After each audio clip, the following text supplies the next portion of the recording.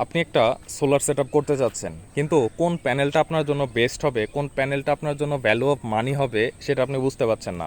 এ পর্যন্ত যারা ইউটিউবে বিভিন্ন সোশ্যাল সাইটে খুঁজে খুঁজে পোস্ট করে করে একদম হয়রান, তাদের জন্য আজকের এই ভিডিওটা অনেক বেশি হেল্পফুল হবে। তো দেখা যায় বাজারে প্যানেলগুলো 25 টাকা, 28 টাকা, 30, 32, 35, 40 এরকম রেটও কিন্তু অনেক প্যানেল আছে। তো সেই জায়গায় এই প্যানেলের দামটা কিন্তু তার থেকে অনেকটাই কম।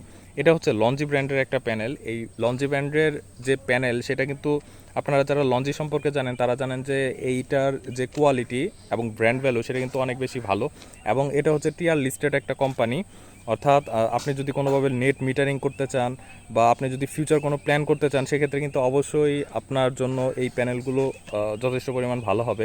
অর্থাৎ আমি বলবো যারা ছোট একটা সেট আপ করতে চাচ্ছেন এবং আপনারা চিন্তা করতেছেন আপনারা 130 থেকে 140 বা 150 ওয়াটের কোনো একটা প্যানেল ইউজ করবেন, সেক্ষেত্রে অবশ্যই আপনারা আপনাদের চয়েস লিস্টে এটা রাখতে পারেন।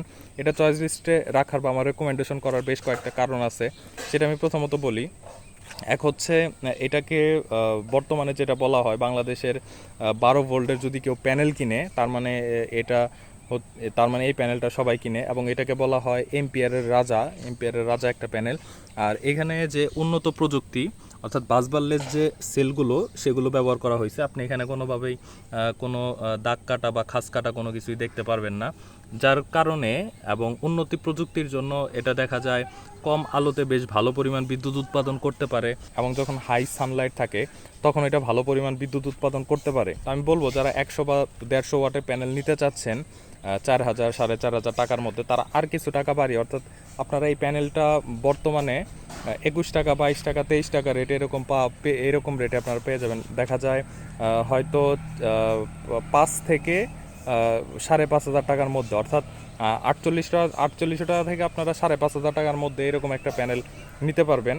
তো আপনারা যারা 40-45 টাকা ওয়াটের প্যানেলগুলো নিতে চাচ্ছেন, আমার মনে হয় আপনাদের এই প্যানেলটা একবার হলেও দেখা উচিত, কারণ এখানে আপনারা ওই প্যানেল থেকে বেশ ভালো একটা আউটপুট পাবেন। সাপোজ দেখা গেল আপনি 40 টাকা ওয়াটের যদি একটা প্যানেল কিনেন, 40 টাকা ওয়াটের যদি আপনি 150 ওয়াট কিনেন, তাহলে আপনার দাম চলে আসবে 6,000 টাকার মতো। আপনি সেই 150 ওয়াট প্যানেল থেকে কোনোভাবে কিন্তু অ্যাট দ্য সেম টাইম বা অল টাইম আপনি 150 ওয়াট করে পাবেন না।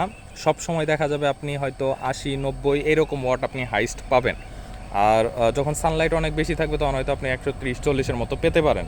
আর অন্যদিকে যখন আপনি এইরকম একটা বাজেটে 225 ওয়াটের একটা প্যানেল নেবেন, অর্থাৎ এই প্যানেলের কথা আমি বলছি, যদি আপনি এই প্যানেল নেন তাহলে দেখা যাবে যখন সানলাইট অনেক বেশি থাকবে তখন এটা আপনাকে 200 ওয়াট প্লাস আপনাকে পুশ করতে পারবে।